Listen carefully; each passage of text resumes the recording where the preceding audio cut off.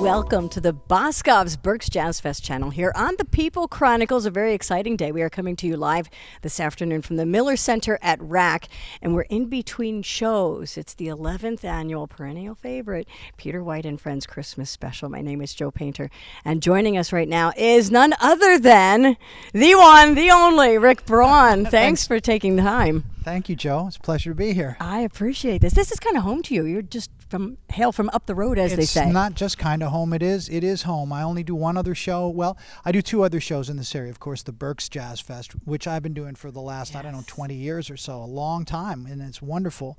And the other show I do is at the Steel Stacks in Allentown, in Bethlehem. Right. And my father used to work at the Bethlehem Steel. They converted it into a venue and a museum. So I could tell there's roots here on stage. I was watching the show. Fabulous, but thank you. Little known secret, he does a mean Louis Armstrong. You do. Thank you. I love Louis. Great. It was great. I had a very emotional visit. I went to his house. His house in I think it's in Queens. I always confuse Queens and Brooklyn because I'm not a New Yorker. Mm-hmm. But his house is exactly as it was when he lived there with his wife. And you can walk through, and there's recordings of him talking to his wife at the dinner table and practicing. And if you haven't been there, I highly recommend it. I'm a huge Louis Armstrong fan, and it was a great day. It's interesting that you bring that up.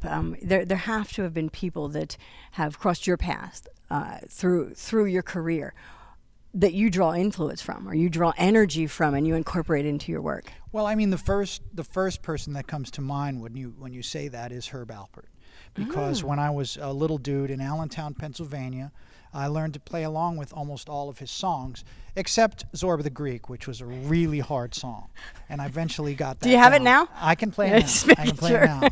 Maybe not like he plays it, but I could play it. So the point is, I went to my mom when I was probably 12 or so. She said, "Come on, we're going to see a show." And I went to the Allentown Fairgrounds, and I saw Herb Alpert play. And the Tijuana Brass Band? Yes, the Tijuana Brass. And years later, in fact, about 3 years ago, I talked with Herb, because I came out with a record called Sings with Strings, and Herb called me to congratulate me on how great it sounds. And that was that had to be a rush. That was a Ralph Cramden moment for me. You know, by that I mean everybody has somebody who in their life if someone would call you, and you just turn into Ralph Cramden, and all you can say is humana, humana, humana, humana, and that was my experience with Herb Alpert. So, but he told me about his. I mentioned to him when I managed to get it together and say a few things, and I mentioned to him how I was at that show in Allentown, and I said, it meant so much to me to see you play back then, it influenced my life. He said, "You know what, Rick, I remember that show so well." Was it the Allentown Fair? Allentown Fair, back in the day when the Tijuana Brass was, I must have been 1960, I don't know what. But he said, "I remembered that show so well because it was packed." And I came the day before, he said, and Perry Como was playing. And it was sold out, and he said, "I was so nervous that nobody would come and see my show." And I said, "Herb, it was sold out." I mean, I remember I was like looking around, and I'd never seen so many people in my life. And he said, it was sold out." That's something as a fan you don't think about. I mean, do you ever have those emotions at times on stage, like you're nervous? Do you get nervous before a show? I do. Sometimes, I think I get. Sometimes I always get excited. Yeah. I get excited, and if it's a special show, for instance, this is a special show. I had family here. Whenever I have family in the house, it always means a lot to me. Or if I have, say I have some other trumpet player who looks up to me and admires me, I want to do well for them. I want, if I'm an inspiration for somebody, I always want to make sure that I continue to keep that inspiration for them going.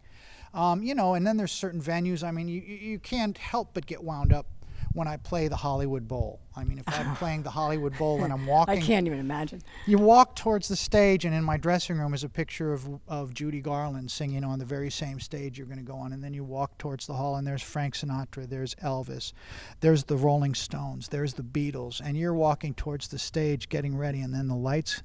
The night sky comes up and the moon's out there, and it's just as far as you can see people, and that is a feeling you can't even Is it almost a tangible energy? Oh, You're drawing from all of that and taking it out on stage. Absolutely, absolutely. And the interesting thing as a performer, and I've come up against this, where I've had a recording of a live show, and I've played everything great except for one thing or something, and I want to go in and fix it, and I'm not able to do it because what happens is I'll play things in front of people and in front of an audience that I can't play when I'm sitting in the studio, because that energy fills you up, and it inspires me to play things that are almost outside of myself.